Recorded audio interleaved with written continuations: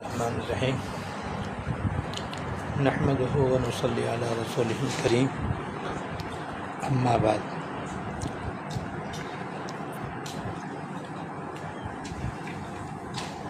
حضرت ابو ذر رضی اللہ تعالی عنہ سے مروی ہے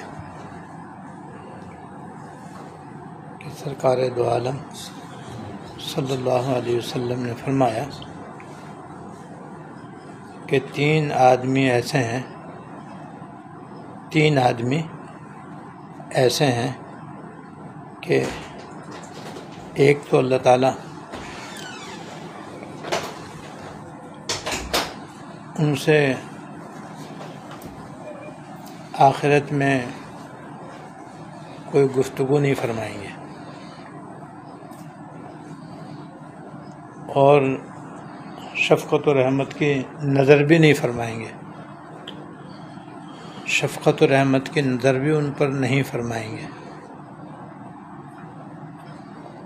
اور ان کو پاک و صاف بھی نہیں فرمائیں گے، اور ان کے لیے دردناک عذاب ہے۔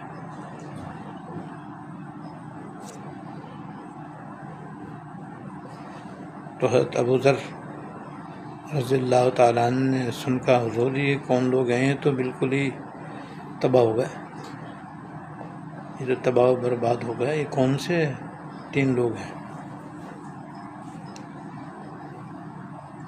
آپ نے فرمایا ایک وہ شخص ہے جو اپنی شلوار یا پاجامہ پینٹ پتلون بھی اس میں آ جاتی ہے، لنگی وغیرہ ٹخنے سے نیچے رکھتا ہے۔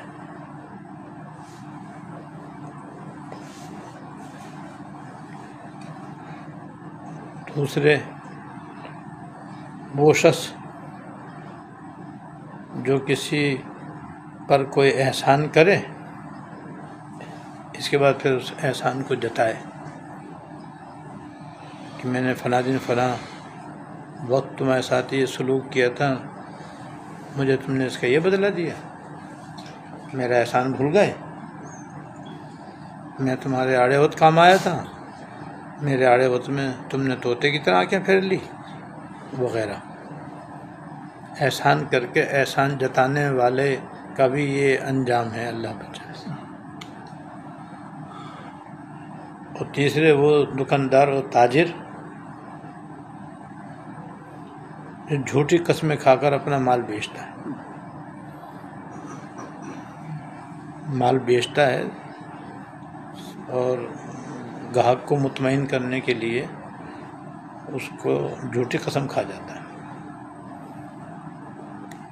جیسا کہ آج کل ہمارے مارکیٹوں میں، بازاروں میں اس کا عام رواج ہے، جھوٹ بولنا بھی عام ہے، جھوٹی قسمیں کھانا بھی عام ہے، الا ماشاء اللہ۔ تو یہ تین آدمی ایسے ہیں جن کے بارے میں حضور صلی اللہ علیہ وسلم نے فرمایا کہ تین آدمی یہ ایسے ہیں کہ قیامت کے دن ایک تو اللہ تعالیٰ ان سے کلام نہیں فرمائیں گے،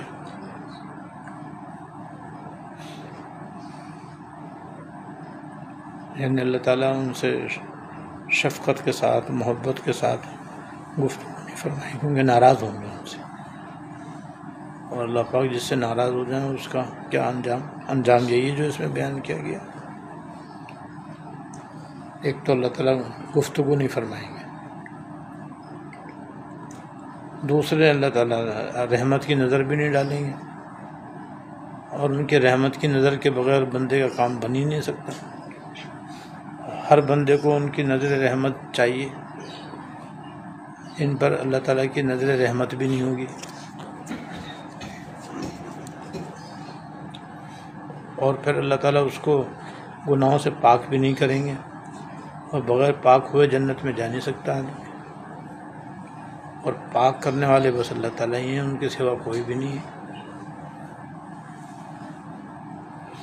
اور ساتھ یہ بھی ہے کہ ان کے لیے دردناک عذاب ہے، جو خود حدیث میں فرما دیا دردناک عذاب ہے، اب اس میں کیا گنجائش ہے؟ لہذا ضروری ہے کہ بندہ ان تین گناہوں سے بطور خاص اپنے آپ کو بچائے۔ اور یہ تینوں گناہ ایسے ہیں جو بہت زیادہ ہمارے ماحول میں اور معاشرے میں عام ہیں۔ ایک تو انگریزی لباس کی نحوست کی وجہ سے اور لعنت کی وجہ سے عام مسلمان مرد حضرات اپنی شلوار بھی، پاجامہ بھی، لنگی بھی، تہمد بھی،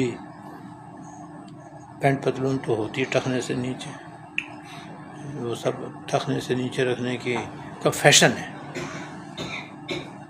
عادت ہے اس کی، اللہ کو چاہے۔ اور اگر اس کی عادت پڑ جائے تو یہ وعید ہیں اس کے اندر، اور یہ اللہ تعالیٰ کی طرف سے، اللہ کے رسول کی طرف سے یہ دھمکی ہے۔ اس لیے فیشن ہو یا نہ ہو، کوئی مذاق اڑائے یا تانا دے، بس ہر مسلمان عاقل بالغ مرد کو چاہیے کہ وہ ہمیشہ اپنی شلوار ٹخنے سے اوپر رکھے۔ یہ صرف شلوار پاجامے کا حکم نہیں ہے، اگر کوئی عربی چوغا بھی پہنے گا اور ٹخنے سے نیچے رکھے گا تب بھی اس کا یہی حکم ہے۔ یا خالی چادر سر کے اوپر ڈالے گا، جیسے سردیوں میں ٹھنڈے علاقوں کے اندر لوگ چادریں اپنے سر پہ ڈالتے ہیں اور وہ لٹک کر کے ٹخنے سے نیچے چلی جائے، اس کا بھی حکم۔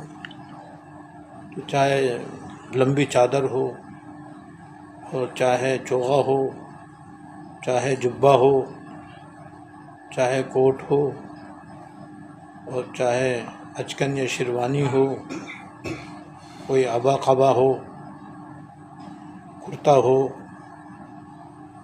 شلوار ہو، پاجامہ ہو، پینٹ پتلون ہو، لنگی تہمد ہو، جو بھی ٹخنے سے نیچے رکھے گا اس کے لیے 4 وعیدیں ہیں جو اس حدیث میں، کہ اللہ تعالیٰ ایسے آدمی سے کلام نہیں فرمائیں گے، رحمت سے نظر نہیں فرمائیں گے، اس گناہ سے پاک نہیں فرمائیں گے، یعنی معاف نہیں فرمائیں گے، یہ مطلب ہوا۔ اور دردناک عذاب ان کے لیے تیار کیا ہوا ہے اللہ تعالیٰ، جس سے وہ 2-4 ہوں گے، اللہ بچائے۔ اس لیے نابالغ بچوں کو بھی اگر پاجامہ پہنانا ہو تو ٹخنے سے اوپر رکھیں، کیونکہ ہیں تو وہ نابالغ، وہ تو مکلف نہیں ہے، مگر ماں باپ تو مکلف ہیں۔ عورتوں کو یہ حکم ہے کہ وہ اپنی شلوار وغیرہ ٹخنے سے نیچے رکھیں، کیونکہ ان کا جسم ستر ہے، ان کی ٹخنا بھی ستر ہے، اس لیے اس کا چھپانا واجب ہے۔ اس لیے یہ حکم صرف مردوں کو ہے، عورتوں کو نہیں۔ مگر عورتوں کے اندر ایک فیشن جو آج کل چل رہا ہے وہ یہ ہے کہ وہ چست پاجامہ پہنتی، پہننے کے بعد وہ بالکل چپک جاتا ہے جسم سے، اس میں پنڈلیوں کی ساخت بھی، گھٹنے کی ساخت بھی، رانوں کی ساخت بھی، کولوں کی ساخت بھی بالکل نمایاں ہو جاتی ہے، یہ بھی ناجائز ہے۔ اور حدیث کی روح سے یہ ننگی عورتوں کے حکم میں کہ قیامت قریب ایسی عورتیں ہوں گی کہ لباس پہننے کے باوجود وہ ننگی ہوں گی، ایسی عورتیں ننگی ہونے کی حکم ہے کہ انہوں نے پاجامہ ایسا چست پہنا ہوا ہے کہ جس کی وجہ سے یہ ستر کے اعضاء جو ہیں جن کا چھپانا واجب ہے، چھپانے کا مطلب ہوتا ہے ڈھیلا ڈھالا لباس پہنے، شلوار نہایت ڈھیلی ہو، پاجامہ بھی نہایت ڈھیلا ہو، جس سے کولے سے لے کر کے پنڈلی تک، ٹخنے تک اس میں چھپ جائے اور حیات معلوم نہ ہو۔ یعنی مردوں کا فیشن وہ بھی لعنت والا، اور عورتوں کا فیشن وہ بھی لعنت والا، اور دوزخ کو دعوت دینے والا، اللہ بچائے۔ اس لیے بھی اب زیادہ تر اپنے اپنے گھروں میں دیں۔ اس میں یہاں پر بھی یہی کہ بعض عورتیں خود تو بڑی دیندار ہیں، پارسا ہیں، نماز روزی پابند ہیں، بچیوں کو جناب جیسے چست پاجامے پہنا رہی ہیں۔ تو بھئی وہ بچیاں تو نابالغ ہیں، وہ تو مکلف نہیں ہیں، مگر ماں تو مکلف ہے، لہٰذا ایسے ہوتے ماں گنہگار ہوگی، باپ گنہگار ہوگا، بچی گنہگار نہیں ہوگی۔ ہاں بالغ ہونے کے بعد پھر وہ بھی گنہگار ہوگی۔ تو دونوں کے فیشن جو ہے نا وہ بالکل شریعت سے ہٹ کر رہے ہیں، وہ سراسر گناہ۔ اور دوسرا احسان کر کے احسان جتانا. بس احسان کے بارے میں تو یہ ہے نیکی کر کنویں میں ڈالو، یعنی نیکی کر کے احسان کر کے ہمیشہ کے لیے بلا دو اس کو، کیونکہ اس کو یاد رکھنے خطرناک ہے. خطرناک یہ کہ وہ جب آدمی کے ساتھ بدسلوکی ہوتی ہے تو پھر آدمی اپنے احسانات یاد کرنا شروع کر دیتا ہے کہ میں نے فلاں دن تمہارے ساتھ یہ سلوک کیا تھا، فلاں موقع پر میں نے تمہاری یہ مدد کی تھی، فلاں موقع پر میں نے تمہاری یہ خدمت کی تھی، فلاں موقع پر میں تمہارے اس طرح کام آیا تھا، آج تم نے یہ بدلہ دیا مجھے. یہ باتیں ہوتی ہیں. آج کل مردوں میں بھی بہت ہوتا ہے، عورتوں میں تو ہے ہی کہ جب ان کے ساتھ کوئی رنجش کا معاملہ ہو جاتا ہے تو پھر وہ سارے احسانات کی تسبیح پڑتی ہیں. فلاں دن یہ کیا تھا، فلاں یہ کیا تھا، فلاں دن یہ کیا، عید پہ یہ کیا تھا، بقرعید پہ یہ کیا تھا، تمہاری شادی پہ یہ کیا تھا، منگنی میں یہ دیا تھا، یہ دیا ہے مجھے تم نے. لو بھائی سب پہ پانی پھیر دیا، احسان جتا کے مٹی کر لیا اس نے سارے احسانات. مٹی ہو گیا تو مٹی ہو تو گیا، لیکن ساتھ ساتھ یہ عذاب بھی تو کتنا ہولناک ہے. اس کا کیا ہوگا؟ یعنی وہ جو سارا سلوک تھا وہ تو ہو گیا ختم احسان جتانے سے، اور الٹا یہ 4 عذاب اور گردن پہ آ گئے کہ اللہ تعالیٰ سے ہم کلامی کے شرف سے بھی محروم ہو گیا، اللہ تعالیٰ کی نظر رحمت سے بھی محروم ہو گیا، اللہ تعالیٰ اس کو پاک صاف بھی نہیں فرمائیں گے، اور دردناک عذاب اس کے لیے تیار کیا ہوا ہے. اس لیے آدمی جب کسی کے ساتھ احسان کرے اور سلوک کرے، اور کرنا چاہیے اور کرنا پڑتا ہے، اپنی اولاد کے ساتھ بھی کرنا ہوتا ہے، اپنے بہن بھائیوں کے ساتھ بھی، اپنے عزیز و اقارب کے ساتھ بھی، دوست احباب کے ساتھ بھی، تو بس احسان کر کے پھر بھول جائے. ہمارے ایک استاد فرمایا کرتے تھے کہ جو کمینہ ہوتا ہے نا، جو بندہ کمینہ ہوتا ہے وہ اپنے احسانات کو یاد رکھتا ہے، اور جیسے موقع ملتا ہے احسان جتاتا ہے. اور جو شریف ہوتا ہے نا وہ دوسرے کے احسان کو یاد رکھتا ہے، اپنے احسان کو بھول جاتا ہے.